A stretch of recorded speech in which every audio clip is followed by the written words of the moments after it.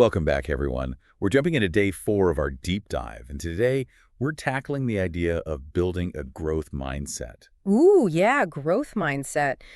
We've got a pretty diverse stack of books and excerpts to dig into today. Psychology, self-help, even some business and philosophy. Should be a fascinating mix. Mm. So before we get lost in the details, what exactly are we hoping to uncover in this deep dive? Well, I'm really interested in exploring practical strategies for shifting from, that fixed mindset to a growth mindset. Right, because we've all been there, feeling stuck like our abilities are set in stone. Exactly. So we'll be looking at how to embrace challenges, see setbacks as opportunities, that kind of thing. Sounds good. Now, one thing that struck me as we were prepping for this was how often we fall into the trap of the goals first mentality. Oh, yeah. I'll be happy when I achieve X, Y, or Z. It's a classic. And Atomic Habits, James Clear even admits to falling into that trap himself. Yeah, I remember that. He talks about how he used to put off happiness until he hit certain fitness goals or career milestones. Exactly. And it's so easy to get caught up in that cycle of chasing the next goalpost, never really feeling content in the present moment. So what's the antidote to that?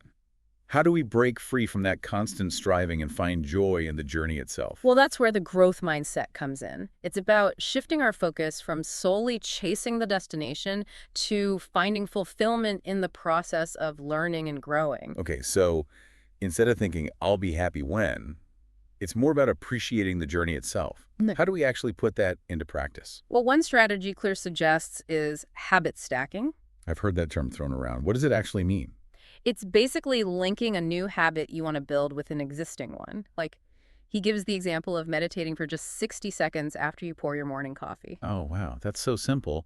But does it actually work? It can be surprisingly effective because you're leveraging an existing routine. I might have to try that one. Now, another book that tackles this idea of creating positive changes is Hardwiring Happiness by Rick Hanson. Oh, yeah, Hanson's great. Taking in the good, right? Exactly.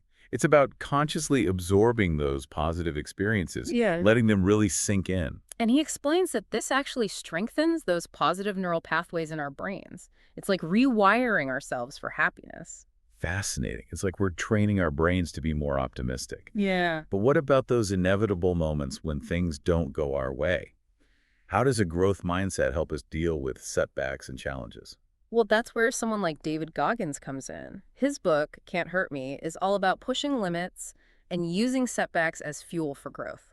Did you know he ran 100 miles in 24 hours with almost no training? No way. That's insane. Did he actually finish? He did, but it wasn't easy. He went through some serious physical challenges, even wanted to quit multiple times during the race. Wow, that takes some serious grit. Right. And what Goggins highlights is that even when your body's screaming stop, your mindset can push you further. He calls it the 40% rule, that the idea that we're only tapping into a fraction of our potential. So it's about pushing past our perceived limits. But what about the mental side of things? How do our thoughts and beliefs play into this whole growth mindset idea? That's a great question, and that's something Michael Pilarczyk really dives into in Master Your Mindset. He argues that understanding the power of our thoughts is crucial for personal growth. So instead of letting our thoughts just run wild, we need to become more aware of them. Exactly. And a big part of that is identifying and challenging those limiting beliefs that we often hold on to, those I'm not good enough or I'll never be able to do that kind of Oh, thoughts. I think we all have those lurking somewhere in our minds. We do, and Pilarczyk emphasizes the importance of self-reflection, really examining those beliefs and asking ourselves, why do I think this way? Because often when we dig a little deeper, we realize those beliefs aren't based on facts. Right. They're often rooted in fear or past experiences. It's like shining a light on those shadows and seeing that they're not as scary as they seemed. So we've got habit stacking, taking in the good, pushing past our limits, and challenging those limiting beliefs. It's like we're building a toolkit for developing a growth mindset. I like that. A toolkit. And you know what else we can add to that toolkit?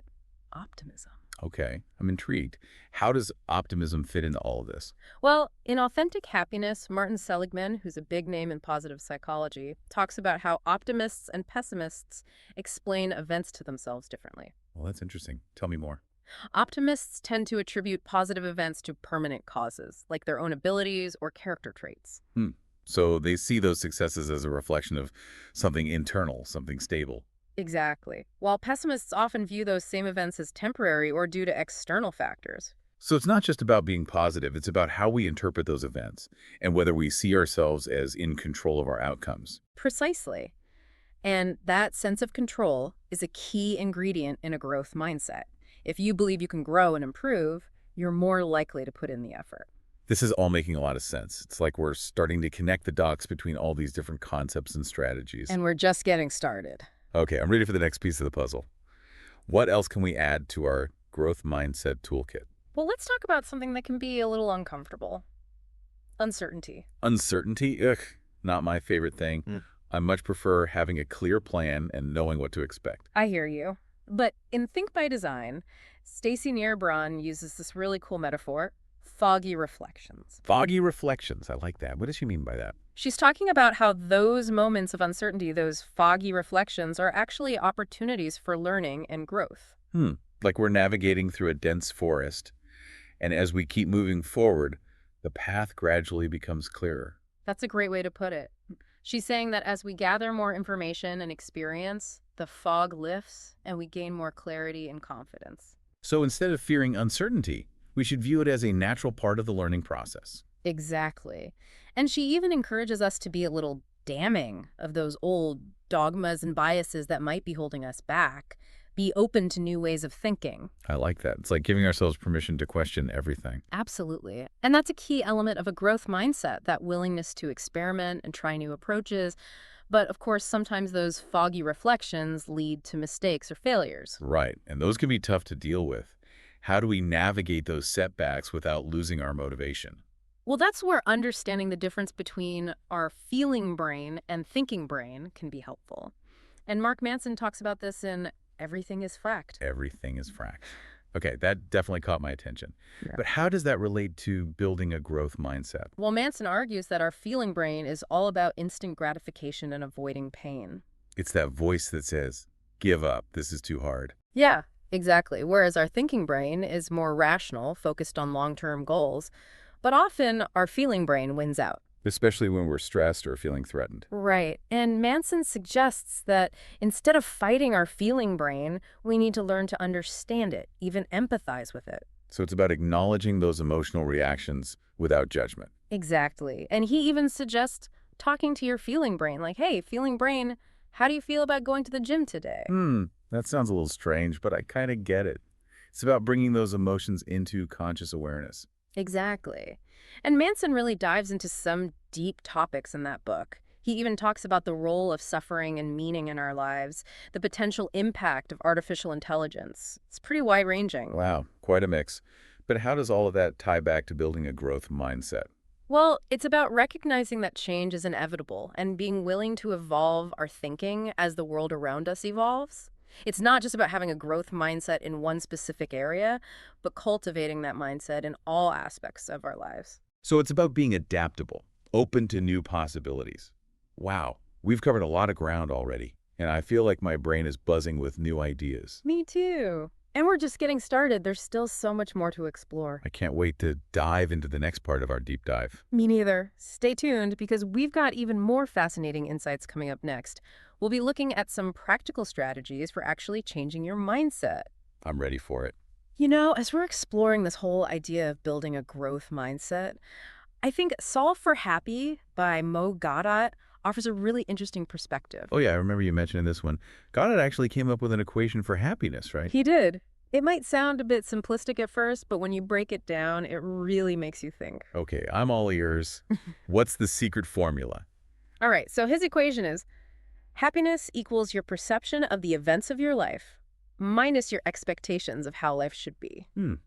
So it's not just about what happens to us, but how we interpret those events and how our expectations color our happiness. Exactly. He talks about the importance of managing those expectations and choosing how we perceive what's happening around us. And what's really inspiring is that he developed this equation while going through some incredibly difficult personal challenges. Didn't he lose his son? He did. And it's remarkable how he found peace, even happiness, in the midst of such profound grief. That's a powerful reminder that happiness isn't about avoiding pain or difficult emotions. It's about choosing how we respond to them. Absolutely. And he also talks about letting go of our attachment to outcomes, which can be a huge source of stress and unhappiness. Okay, so focusing on what we can control our thoughts, our actions, our perceptions, and releasing the need to control everything else. Right, and that aligns perfectly with the growth mindset philosophy, focusing on effort and learning rather than fixating on achieving a specific outcome. So we've talked about embracing uncertainty, managing expectations, challenging limiting beliefs. What other tools can we add to our growth mindset arsenal? Well, let's shake things up a bit and talk about rebelliousness. Francesca Gino explores this in her book Rebel Talent. Hold on, rebelliousness. Sounds a bit dangerous. Are we talking about breaking all the rules here? Not exactly. Gino's talking about a specific kind of rebelliousness, one that's driven by curiosity, a desire to learn and grow, and a willingness to question the status quo. Okay, so challenging conventional thinking, not being afraid to go against the grain when it comes to learning and personal growth. Exactly. And she argues that this kind of rebelliousness can actually lead to innovation, creativity, positive change. Do you have any examples of this in action? Absolutely. Think of Chesley Sullenberger, the pilot who landed that plane on the Hudson River. Oh, wow. Yeah, saving everyone on board. What made that a rebellious act? Well, he didn't just blindly follow standard procedures. He assessed the situation, thought outside the box, made a bold decision that ultimately saved the day. So it's about trusting your instincts, being willing to deviate from the norm when necessary. Right. And Gino also highlights Pixar, the animation studio. They have a culture that encourages employees to challenge each other's ideas, embrace constructive conflict. That's fascinating. So this kind of healthy rebelliousness has been key to their success. It's a great example of how questioning assumptions and embracing diverse perspectives can lead to breakthroughs. Okay, so we've talked about external challenges and how growth mindset helps us navigate them. But what about the internal challenges, our own self-doubt, those negative thoughts? That's where self-awareness is so important. And The Happiness Trap by Russ Harris offers some really valuable tools for developing that self-awareness and managing those tricky emotions. Always up for adding more tools to the toolkit. What does Harris suggest? He introduces the concept of diffusion. Diffusion. Yeah, separating ourselves from our thoughts, recognizing that they're just thoughts, not necessarily truths. Oh, that's so important. We often get so caught up in our thoughts, believing them to be facts. Right, it's like taking a step back and observing those thoughts without getting swept away by them. I like that. And what else does he recommend? Acceptance, allowing our thoughts and feelings to exist without judgment or resistance. So making space for those emotions without letting them control our behavior. Exactly. And he also talks about values, identifying what's truly important to us and using those values to guide our actions. That's a great way to bring more meaning and purpose into our lives. And as we've seen, purpose can be a powerful motivator. Couldn't agree more. And when we talk about the power of our beliefs, Carol Dweck's work in mindset is essential. Oh, mindset is a classic. I remember learning about fixed versus growth mindsets back in school. Her research was groundbreaking. She showed how our mindset, whether we believe our abilities are fixed or malleable, plays a huge role in our success. And if I remember correctly, she found that students who were praised for their intelligence were actually more likely to give up when faced with a challenge. That's right. Those students developed a fixed mindset, seeing their abilities as something they were either born with or not.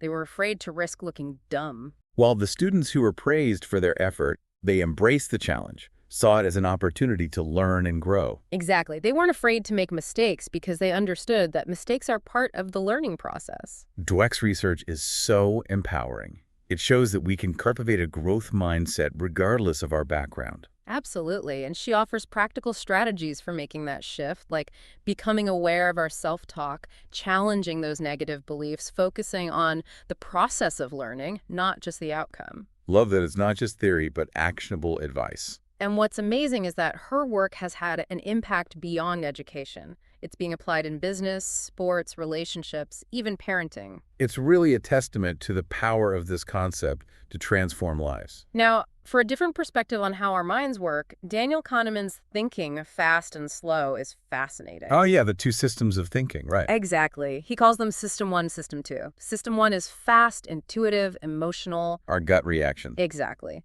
While System 2 is slower, more deliberate, analytical. Like our brain has two different operating nodes. Perfect way to put it. And he shows how these systems interact, sometimes working together, sometimes battling for control. Oh, I know that battle all too well. We all do. And Kahneman highlights how those biases and cognitive shortcuts can sometimes lead us astray, especially when System 1 is in the driver's seat. So it's about understanding the limitations of our intuitive thinking, engaging that more rational system too when making important decisions. Right. And he also talks about the importance of seeking feedback, information that challenges our assumptions. That feedback loop is crucial for growth, being open to learning from our mistakes, Precisely. And he even dives into loss aversion, that tendency we have to feel the pain of a loss more intensely than the pleasure of an equivalent gain. which explains why we sometimes avoid taking risks, even when the potential rewards are high. And for those of us cultivating a growth mindset, it means learning to be comfortable with discomfort, seeing challenges as opportunities for growth. Wow, we've covered so much ground. Equations for happiness, foggy reflections, the dual systems of our brains. It's been quite a journey. And one of the key takeaways is that building a growth mindset is multifaceted. It involves understanding our thoughts, managing our emotions, embracing uncertainty. It's not a one-time fix, but a lifelong process. And we've seen how this mindset can be applied to so many areas of life. It's about living a more fulfilling, meaningful, resilient life. Couldn't have said it better myself. Okay, I'm excited to hear what other gems we uncover in the final part of our deep dive. Stay tuned. We've still got some fascinating perspectives to explore, including practical tips for putting this growth mindset into action. Can't wait. As we wrap up our deep dive into building a growth mindset, I think it's important to remember that it's not about being perfect. Yeah, it's not about some unattainable ideal or anything like that. It's more about embracing the journey. Right, the ups and downs, the whole thing. Exactly. We're all human, right? We Right. make mistakes, have setbacks, face challenges. It's all part of the process. And the key is how we approach those experiences, right? To see them as opportunities for growth. Yeah, to learn and improve along the way. And to remember to be kind to ourselves in the process. We don't have to have all the answers right away or get it right every time. No, not at all. It's about progress, not perfection.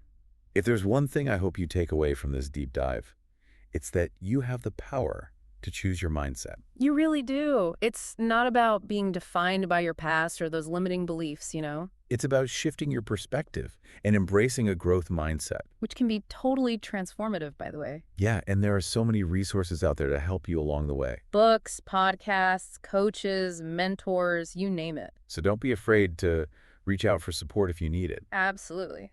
And be patient with yourself too, all right? This stuff takes time and effort. But it's worth it. Definitely worth it. Yeah. So as you move forward, remember, embrace those challenges, celebrate your successes, and learn from your setbacks. Because ultimately, it's those challenges that help us grow and become the best versions of ourselves. I love that. That's what it's all about. Thanks for joining us on this deep dive into building a growth mindset. It's been a pleasure exploring all these different perspectives with you. We'll see you next time for another fascinating exploration.